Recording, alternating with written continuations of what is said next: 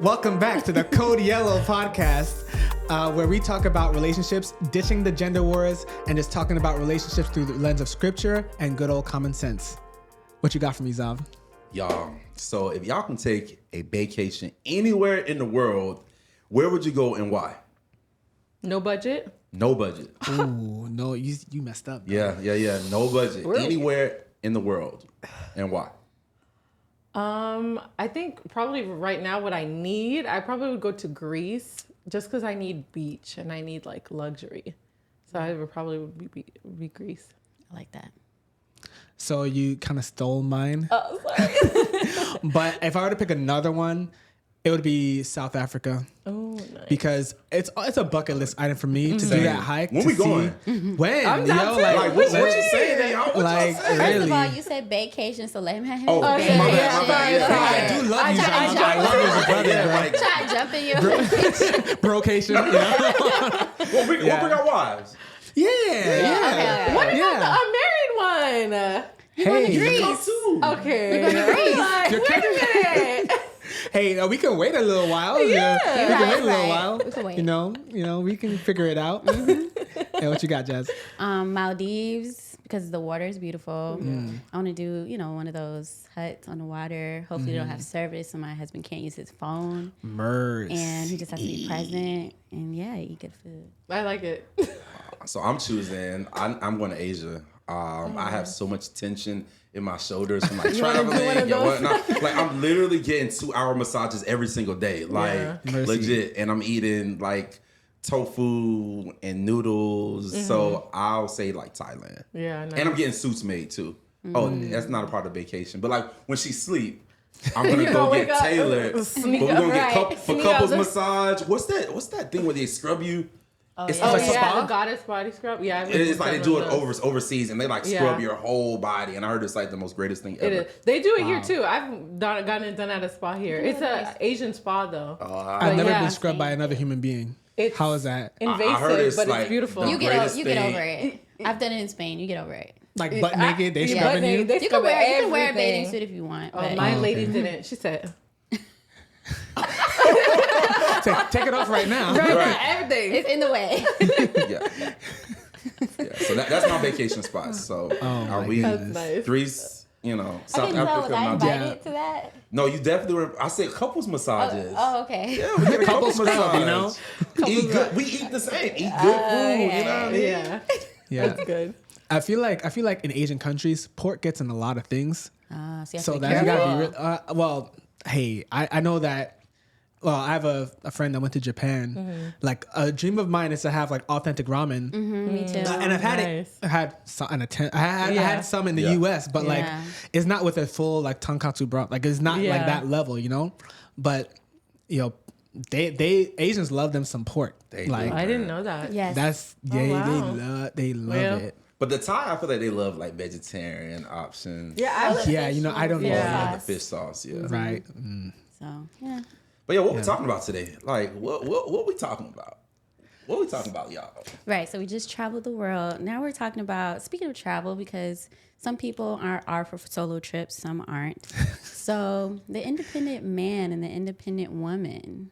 Let's talk about it. Like what version? Like Beyonce, all the ladies were independent, or the No, Bootsy, Bootsy, INDPE? Like, which one are we talking about? Because those are two Both of different type of women. both of them. No, those the same, actually. Neo had Miss listen. Independent. Like, I mean, Ooh. yeah, That's she a got good her song. own. That's why I love her. Yes.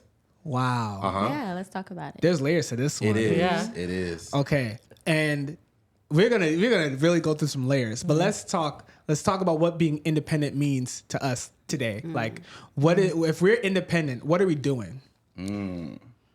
So, like you said, there's layers. Okay, so being independent isn't bad in itself, right? We come into this world as, the goal is, especially as before you get married, is to be like a whole person on your own, right? Yeah. And so, whole dependent on God. I'm gonna get into that. I'm gonna try to okay, but then based on the world standards, independent, like, when it comes to dating, I'm self-sufficient. So what is it that you bring to the table, right? Self-sufficiency is great, right? You should be able to take care of yourself. but how do we make space for what we say we want? So we have these independent men and women, and I'm gonna speak as a woman, an independent woman who's saying she wants to be in a romantic relationship, but are you making space for the male that you want in relationship? Are you making space for God? That too, but that's why it's like both. Yeah. It's both.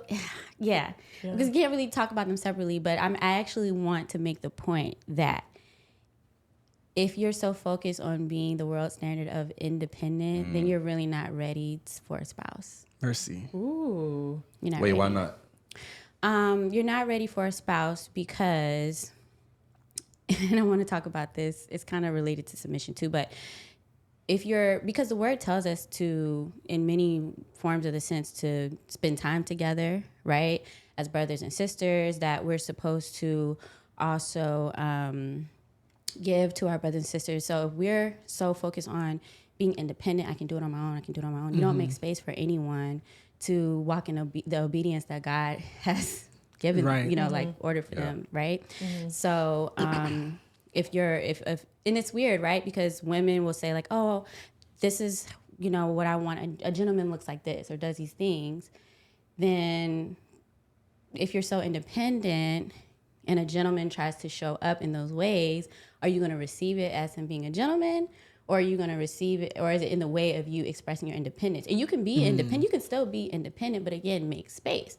I would consider myself to have been very independent before meeting Zav and dating Zav. And it still shows up, but because I'm saying, but I also want a spouse though, and I want to make space for my husband. And some people will say like, oh, for him to feel needed. It's not even really about that, because I feel like for both of us, we try to make space for the other to show up in the ways that is organic, the ways for me to feel like I'm Jazz and for him to feel like I'm Zah. But I think that, I don't want to take up all the time. No, you were on a roll. I thought I really was thinking about this thing. Because I'm like, what's wrong with that? Especially as a self-proclaimed independent woman at one point. But again, are you really ready if you are subscribing to the world's standard of independence for what you say you want as far as God's order in relationship? Right.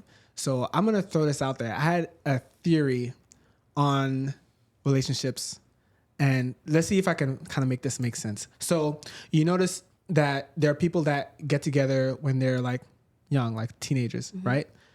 And then you see people that get together when they're a little bit older. But in the middle, right between like 20 to 35 age range, you got a lot of kind of more hit and miss kind of situations. Why? So, and it all kind of plays into that independence dynamic, right? When we are young and we're growing emotionally, we have not become whole people, right? We're at a stage where we kind of might feel that we need somebody to help complete us. So imagine if we're like two particles. I'm a science guy. Two particles, and at this stage, we as particles are sticky. So we grab onto anything that's gonna kind of complete the loop. We stick, right? But after a certain age, the particles, we start bouncing off each other because now we are complete, as it were.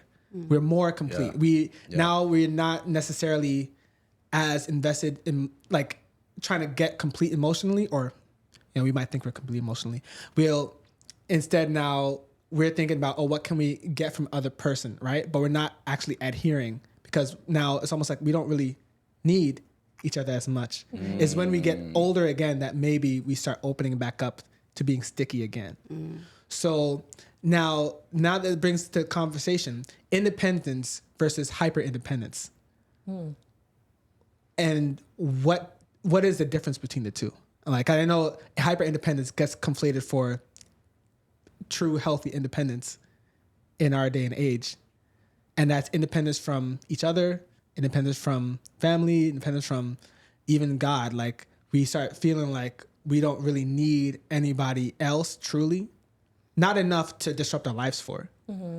Right? So let's think about that. What do you guys think about that? I think that since being millennials, the millennials, we were taught to just be independent or whatnot. And so many millennials are getting married later. You know why? Because like women are, I mean, the most educated Black women have ever been in the history of our country, our world or whatnot.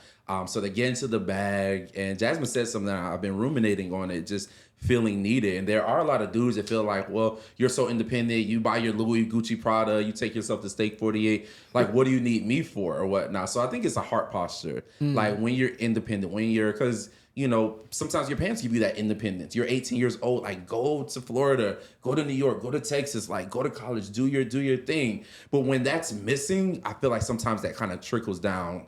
If you didn't get it foundationally from your parents or your village, I'll say. When that doesn't happen, I don't know. I feel like, you know what I mean? It makes it a little bit more difficult. The women who, you know, the women and men that maybe didn't grow up with your dad or whatnot. Like, let's just call it what it is. It's like, yo, I'm gonna be independent. Like, I don't need no man for nothing. Unfortunately, and it's just like a lot of conversations that I've been hearing, chatter, friends, social media. Unfortunately, I think that takes place a lot of the times. Yeah. Yeah, I was gonna say we also have to be mindful, like where does the independence come from? Because I think a lot of times, especially in this day and age, especially independent women.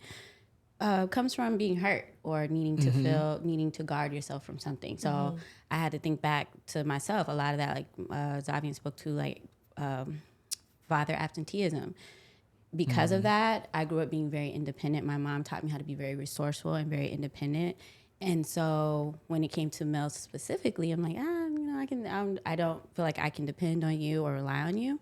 So I would just do it on my own. And it made it hard to even ask for, like, even if males were wanting to show up in that way, like, you know, I hear you, but I probably would have taken care of it already.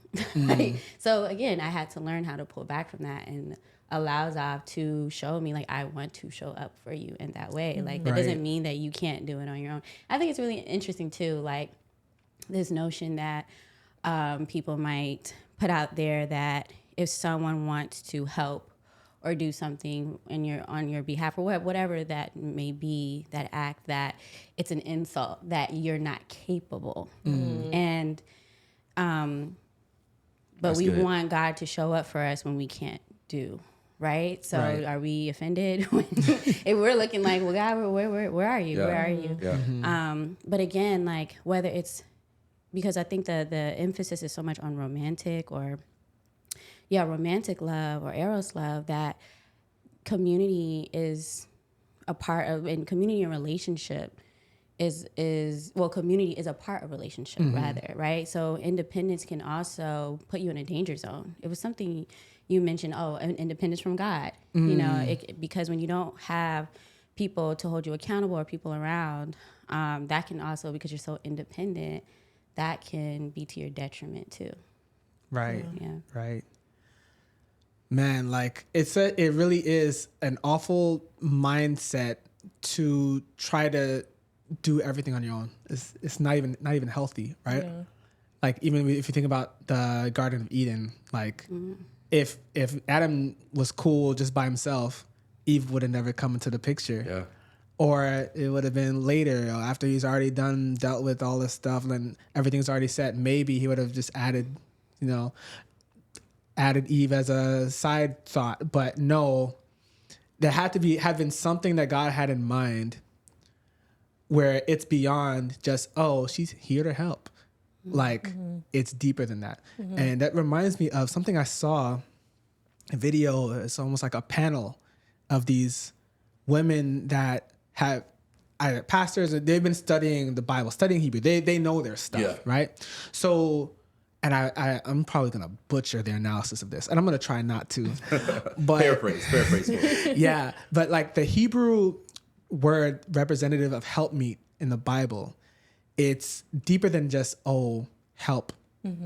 She was to serve a role in their relationship where without her, things couldn't get done. Like, or without her, like he wouldn't be complete. It was like, wow. Like, or something like that. I gotta find it. Yeah, I saw it too. I saw it, and I think one of the things that they even said is that the word that they used in describing helpmate for women specifically is a word that is only used when God describes the role that Jesus and the Holy Spirit play alongside of him. And that oneness is complete. Like, it's not complete without, and that's saying like how important the role of like the unit is, because God is not complete without like the three parts. And so like that the man is not fully complete without, I think that's the same one. If it's the same one, that was I think part so. of the discussion too. We gotta link them and just give them credit for such a gem. Yeah, sorry guys. No, well, we'll find it. I will search throughout all the archives and figure it out.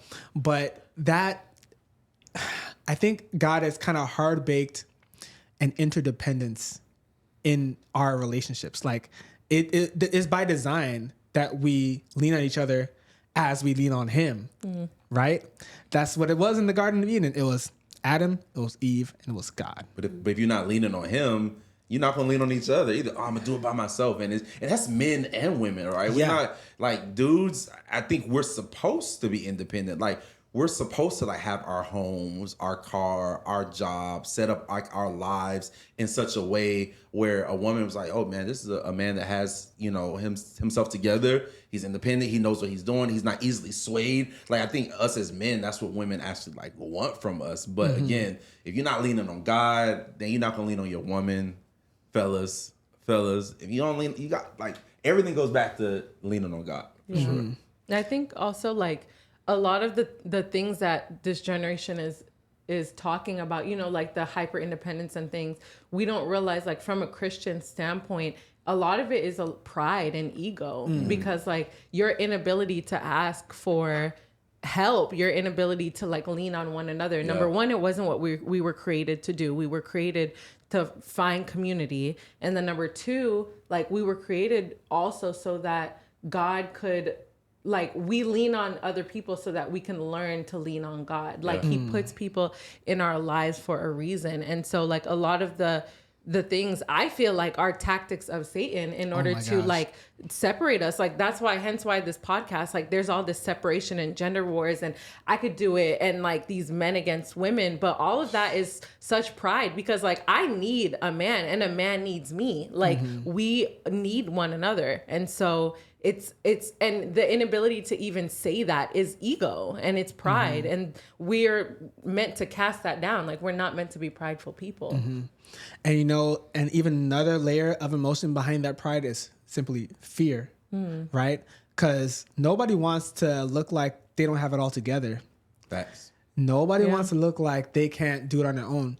But think about how this world is. Think about inflation. Like I don't want to. Like even thinking I don't about want to think about it. Yeah. Oh my gosh. like this world is not conducive to doing everything by yourself. It's simply not. Like, man, like you gotta do all the laundry, do all the cooking, pay all the bills, and live a healthy, balanced life, and go to work for 40 hours a week, and try to go to the gym, keep up with friends and family, self-care. Y'all know how to have that. Yeah, like that's a whole other deep dive. But I really like what you said about how Satan uses some of these tactics to divide, right? Because they're most easily broken down when we're separate. And you're gonna hear this a lot. And this will come up again. This is a church problem too. So like we think about, I feel like I'm deviating from the general topic, but like I feel like church culture and Christianity are antithetical because they're in direct opposition to each other. So church culture inspires you to kind of hide away, be fake, present, oh, everything's perfect.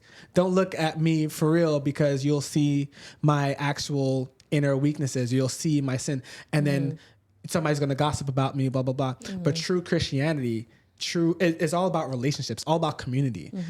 All Satan has to do is disrupt the community aspects of our relationships to throw us off. Because we were hard baked for community. Like this is in our DNA, you know? And that hyper independence is a tool of the devil to divide and keep us from actually being strong. Yeah, for sure. Yeah, but there's also like positive aspects of it too, because like Zav was saying, like there's like I think I could speak for myself. Like when I was in my earlier 20s, because I was so set on getting married and God's gonna send my spouse and stuff, and in my head I thought, I would be like 22 and God would have sent. So there were a lot of things like I didn't do independently because like I was like, well, God is gonna send somebody to do that. Then I move across the country from my father and like, sweetie, change the oil. The car is making noise. Like, do it. But so it's like there's the bad side of independence, but then there's also like healthy sides of independence, because God wants us to rely on one another, but he does not want to idolize one another. Like we shouldn't idolize the role that someone is supposed to play in our lives. Like we are meant to, like we're able-bodied people by God's grace. And so there's some get up that it has to be in us too. Like we need to learn. It's okay if like being 30, like getting my own house, doing my own stuff. I've been doing stuff around the house. Like my mom very much was like fixing things, putting things together. I'm very good at those things. Like I could put a bed together. I could put a home entertainment center together. So it's like these are positive attributes of independence. So it's not necessarily that independence is a terrible thing. It is a wonderful thing to be able to do for yourself. But to what extent? Like it's the ability to like not go so far right or so far left. Like there should be balance in all things. Yeah. Because how can you show up for somebody if you're unable to show up for yourself? Facts. Right. Yeah, wow. What a take. And with all that being said, all the things that you just mentioned were like things that we can do for ourselves or for others in the natural, right? So a lot of times when people show up, and again, I'm thinking about these forums and podcasts and reels where it's like, okay, I'm 35 and I have this, that. I got it on my own. What do you bring to the table? But it's like, okay, so what do you value in relationship? Because you just mentioned things that you can acquire in the natural. Like, is that all that's important in a relationship? Okay, so you acquired all those things on your own. Again, if you want to be in a relationship, what is it that the other person can bring? Well, that's on you, because you're the one that is seeking relationship. And what is it that you value that another person could bring to the table, right? Like, what is relationship about? Is it about someone who can put together your entertainment system and change your oil and pay for the bills? Or is it companionship? Is it someone you can be vulnerable with, or someone who can bring you closer to God? Right. Whatever those other things are. So I wonder, okay, great, you did that. What is it that you want then? That you're even in this space saying, well, what do you bring? Well, what would you like for me to bring then? Since you covered all the bases. And is that really an attack on me? Because again, what is it that you want? That's the thing. Are some people even really ready, and do they know what they want? Right. Yeah, and I wonder if that kind of macho bravado is really kind of like a shield to protect the inner parts to prevent from getting hurt. Like a lot of people that want to be in relationships will find it hard because the way that they've kind of come to this point, they have to decide to make room for somebody else. Right. So like a lot of people, they say, oh, I want this person. But what they really want is somebody who will conveniently not impact their life at all. That's like facts. Like your schedule won't change. Like I won't have to change who I am or how I am. And that's going to be the perfect person for me. And simply put, is that even possible? Like, you know, because that's not true relationship. Like true relationship in any capacity is there's room for growth, and there needs to be some level of accountability to be better. If not, like, what are we even doing here? Right. Yeah, exactly. Have we done ourselves a disservice with, I mean, men and women, I would think, bring different things to the table, obviously, anatomically, right? But it's almost like I was thinking, because I'm like, men could say the same thing, like, oh, well, I can cook on my own. I can do all the things that I guess stereotypically a woman would bring to a relationship. But I feel like you have more so women. It's almost like, because you mentioned like this macho bravado. It's like, that's really, I'm sure it can be off-putting to men. But as a woman, if I'm saying I can do all the things that a man is supposed to bring to the table, men aren't saying that. So it's like, how do we define relationship in a way where it's not about men do this and women do this, even though they do have their role, that in relationship, another person brings this. That way, it's not about me as a woman saying, I can do all the things that you as a man would do, so what do you have left? Whereas if a man can do things that women typically do, but you don't hear them saying, well, I can cook already, so, because like with Zava, I was like, oh, you can cook? Like, I'm about to say, he was like, no. I want you to. That part. It was like, I cook to survive. I'm like, oh man, like, you know. I mean, I can cook. He does cook well. Yeah. He can clean the heck out of a kitchen. Come I barely wash dishes. Praise the Lord. Praise the Lord. Amen. But again, it's not, that You're getting women are some people in trouble only, now. supposed to be doing those things. But what I'm saying is I'm thinking about an independent man who can do a lot of things for himself, self-sufficient man, but he's not presenting himself to a woman like, well, I can do all the things that you're supposed to do. What can you bring to the table? So it's like, how do we, again, like, put out there, like, what is it that you actually, like, what is relationship? Like, what is that really about, and what a man and a woman would offer? I think so much time is spent trying to discuss the tangible / semi-tangible aspects of relationships that we lose an opportunity to discuss the spiritual, deeper parts that are outside of what you can pay as a billable service. Like oil changes. I mean, that's like once every 3 or 4 or 5 months. You just take it. You're not even doing it. Like, or like, cooking is cool and food for survival. I'm a big foodie. Ask anybody. Oh my God. But food at the end of the day is a billable service. Like you can, if you didn't want somebody to cook for you, that's $100, $200 a month. Yep. Right. If you can have meals sent to you, that I feel like relationships should not be dissolved into billable services. I agree. Wow. Yeah. So we need to be tapping more into like the qualities that this man has. Can this woman bear my children? Does she have qualities that I would want in someone, or is that going too granular? Not even that. I think it's more. I think we can probably even go deeper than that. Yeah. Because children, you can outsource that too. Yeah. For being honest. It's true. Hence why I would shout out to my bosses, Amen. my clients. Yes, we have Annie is a Annie the nanny. Annie's a nanny. Put that on a business card and sell it. I'm telling you. I do. Yeah. Okay, and even you can even technically outsource bearing children. This surrogacy facts. is not even it's but $100,000 if you got the bread you can get it. Okay. So something like maybe like this person makes me feel emotionally safe. Are we going like that deep? Yeah. Yes. So that's something that's Those are now things that truly Eda brought up. right. Yeah. Bring that to the top. Like you can't even quantify emotional safety. Right. You can't even quantify that, right? Because I mean, you can't buy it. Yeah. You can't borrow it. It's something that has to be cultivated intentionally with somebody else. Like you can emotional safety as a single standalone individual. That's only level 1. Yeah. And most people that can't even achieve that. Like what? How many people have issues being honest with themselves?